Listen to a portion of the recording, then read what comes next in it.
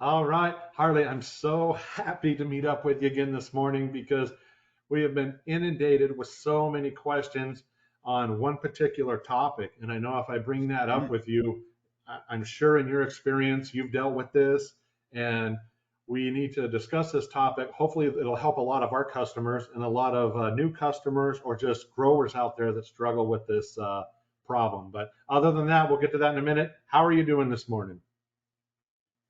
I'm feeling great. Uh, my favorite time of the season is coming up right now. It's summer into fall. I love it.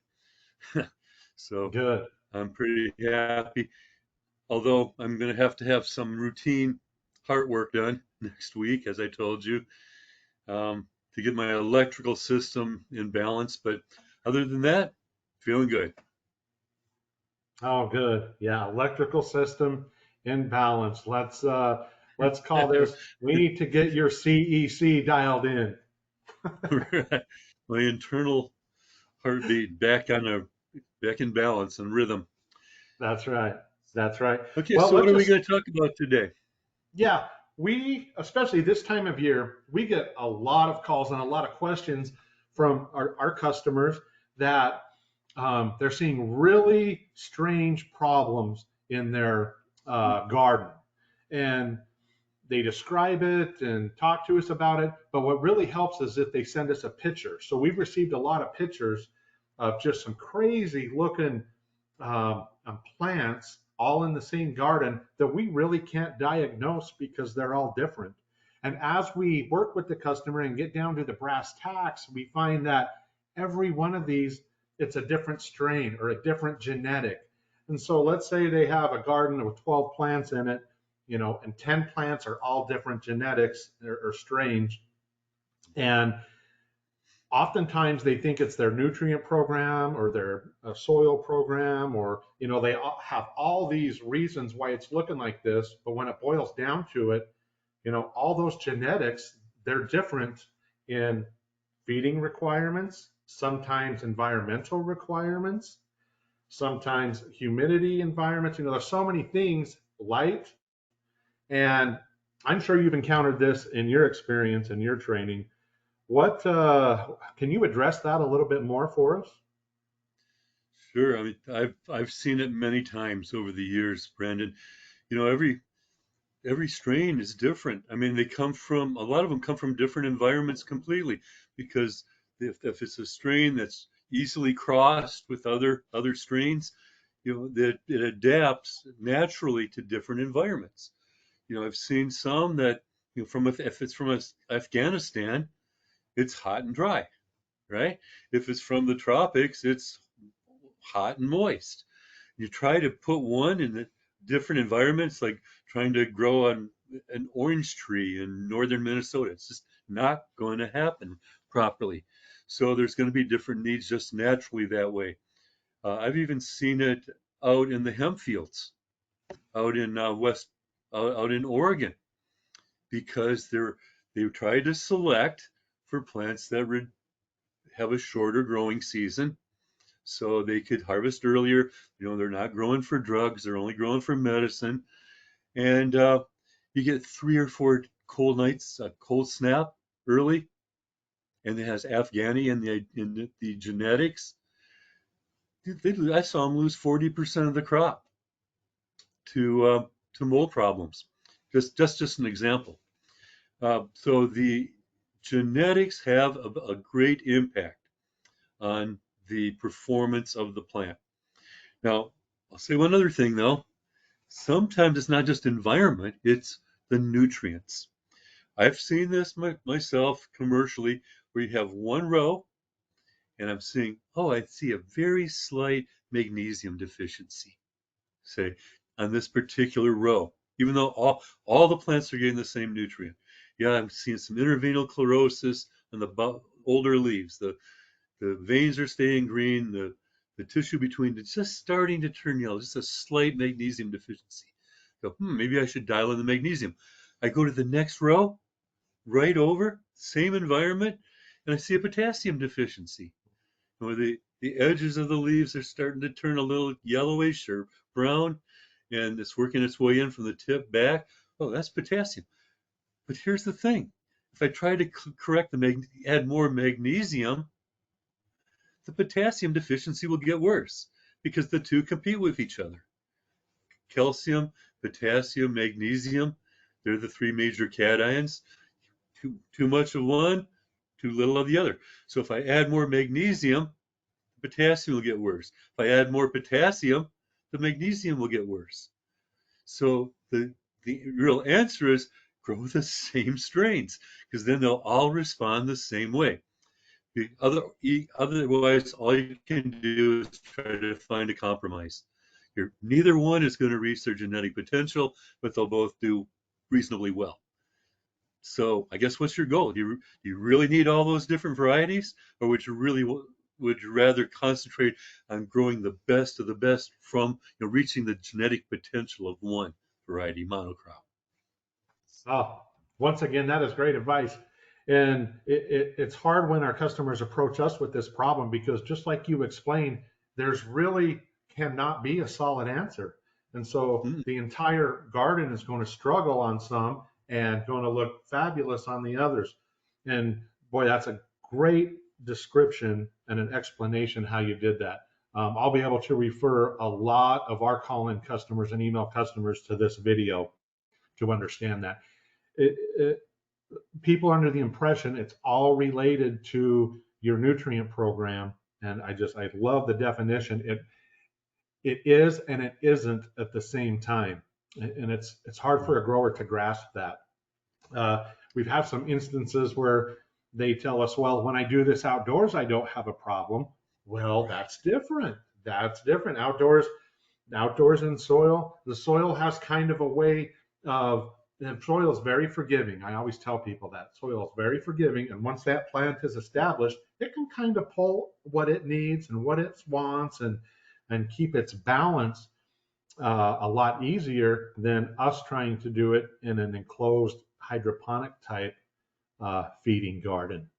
And so, two totally different approaches. And yes, outdoors, that can be, you can be very successful doing the different strains. Indoors, yeah, pick one that you know you like, it's had a good history with you, and focus on that. That is great advice.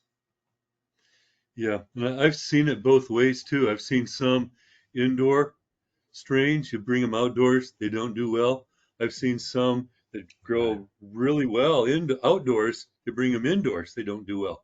It's right. because it's adapting to that particular environment. I will say too, though, um, especially growing outdoors, you need to find the right genetics. I mean, that's the most important thing. Indoors you can create an environment. You can raise the temperature or lower the humidity, or there's so many things you can do. But outdoors, if they're not suited, if they haven't adapted to that environment, they're just, no matter what you do, they won't do well. So picking the right genetics that are that do the best in that environment. You want to match the genetics to the environment. Indoors, you want to match the environment to the genetics. That's great advice. And we can look at that even customers that produce tomatoes or peppers or cucumbers. I mean, outdoors, you don't want to do some of those greenhouse varieties that are very dialed in on a vine wise for doing greenhouses. You need an outdoor variety, more of a bush, self sustainable type tomato plant. Two totally different varieties for two different situations. And, a lot of our crops that bloom and flower and produce fruit and buds and things like that needs to be considered before you even start to be successful. Doesn't matter what your nutrient program is. Yeah, yeah. I have a saying I go by too. Your third grow is your first grow, because you want to. What I like to do if I'm growing a variety or a type of plant that I've never grown before, I go back to basics, Brandon. I don't try to do it perfectly. I want to get my pH right, my EC right, change the reservoir, have a good environment with air movement, just a good round middle of the target, nothing deficient, nothing toxic, and just see how the plant does. See If I start to see maybe early on in flower, I see a little magnesium deficiency, I write that down. Okay, I'm starting to see that now. Okay, the best growers are the best record keepers.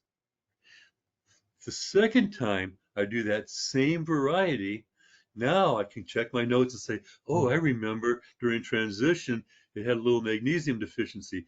I'm going to be proactive here. I'm going to increase my magnesium maybe by 15%. I think we've talked about some of this before. Just a little bit more to make sure it doesn't get a deficiency. So I can start to dial things in. And then my third grow with that same variety, I have everything dialed in. And then I'm going to make very small changes, especially with my organic biostimulants. I'm just trying to improve the quality or improve the color or improve the yield a little bit because I already have it dialed in. So by that time, I should be able to get reproducible results. If I have the same strain, same genetics, in the same environment with the same feed. And here's the reality. The growers out there, they start dialing it in and then they change. They go to some other variety because that's the flavor of the week and they have to start Mm-hmm. all over again. Yeah. And I go, man, come on, just do one thing really, really well. And then you have a go-to that you know is going to produce for you. Cal, once again, good advice, and good advice is hard to come by. There's so much out there on the internet, and people get to looking at the internet and reading these things, and it's so good to have a place where people come and can listen to what you've experienced and what you teach, and just really take heed to these for these growers. Can really simplify your life and allow you to have more fun and better end products by just listening and taking some of your good advice. Mhm. Um, we had a customer apply a specific product in his garden from us, and we got all these pictures that it killed the plants, they're burnt, they're, and all we could come up with is, it looks like you applied too much of this material. And of course, no, no, no, I didn't apply too much. I did exactly what the directions say, did it on the label. Well, come to find out, it was this mix, all different varieties, and some responded well to his application and some didn't. And and so growers, save yourself quite a bit of time and take Harley's advice. That's the point I'm trying to get across. Yeah, I think there's something else too that that's often overlooked by the growers. I think they're a lot of growers are inclined to want to blame somebody or something, but sometimes it's just unhealthy roots. I mean, it could be you took a cutting and it wasn't a super healthy mom, or maybe the part of the plant you took it from, it didn't get strong root growth, or you overwatered and you start to get a little root rot, the roots start dying back. And if those microscopic root hairs start to die back even a little bit, they can't take up iron because iron's only taken up at the very tips of those new developing roots. They can't take up calcium. So the vascular system starts to break down and they can get symptoms of any or all of the deficiencies. So if I know that my nutrients are balanced and they're going in, it could be something unseen in the root zone. And there's also, you can get viruses possibly, which can make a big difference. But to me, the root health is number one. So start early, Brandon. Start with growing, using your kelp, using your humic and folic acid. Get a good, more lateral root growth, more root mass. Get a good sponge of healthy roots, actively growing roots. And then when you feed them, they're going to be able to respond to the feed in a more positive way. So sometimes it's the fertilizer. No, it's not the fertilizer. It's the health of the roots. And then I like to have growers at the end of their grow when they harvest to do a little bit of post-mortem and do some checking of the root zone to see how healthy the roots are. And that might give them an idea. As you know, there's some plants that can handle a lot of water and less oxygen, others that really don't like wet feet. So it's something else in that genetic um, susceptibility. Boy, that brings up a good point too. It's important to use these really good um, biological root products like our Myco Plus inoculants and our Route 66 and things like that. And that's very important. It's a good point to touch on is the root health. A lot of times it gets overlooked. And so just make sure you're doing things to nurture those roots and to, help any new root growth, give it a chance to become more inoculated by adding some of these products, during the entire growth cycle. And that will really help achieve better results as well. So another good point, another good point. Well, my friend, that's a good topic. We're about at our 20-minute mark. We've been trying to kind of keep these at 20 minutes. I know it goes so fast. I know. Okay, I And think that's enough for today. Just yeah, remember, we'll have to reschedule next week because I'm going to be in the hospital for a couple of days. But yeah. Oh, here's something interesting though, Brandon. yeah. I before I'm ready to go, but I got a call this week from a farmer who's doing row crops, and he just is the type of guy that wants to know why. He says there's a lot of products on the market for commercial agriculture, but they don't tell you what's in it, and they don't tell you how it works. They might only mention one active ingredient. So he's set up with me to do before work in the morning to do some consulting, just not for me telling him what to do. No, obviously not. But to talk to me about what he's doing and why things work or don't, and asking for advice. And the thing he talked about this week, availability of iron. He says in his area, northern Minnesota, that if they don't use in soybeans, if they don't use iron right when they put it in on that particular strain, the plants won't even grow. They'll Hmm. die. But if he uses iron, soluble iron at planting, he gets 25 bushels of beans from there. So it could just be one thing, and then maybe related to a specific crop or even a specific strain in a specific environment. So Oh, I'll leave it very with interesting. that. Well, I'm glad he Yeah. reached out to you. If I can help you with any of those things, you know my number. Dial me up. I'll be more than happy with any of that agriculture farming stuff. Boy, Hmm. I'm glad he reached out to you, and that is good information. Um, Hmm. yeah, thanks for sharing. Keep that up. And with your medical stuff coming up, you will be in all of our thoughts and prayers. And Thank you. this sounds like it'll be very routine, and I can't wait to hear everything that comes out. And if I can do anything for you and your family, please let me know if I can be of any assistance. Much appreciated, Brandon. Well, have a great day. Have a great week, and we'll reschedule at our earliest convenience for next week. Okay, thanks, Harley. Take care. Goodbye. Bye bye.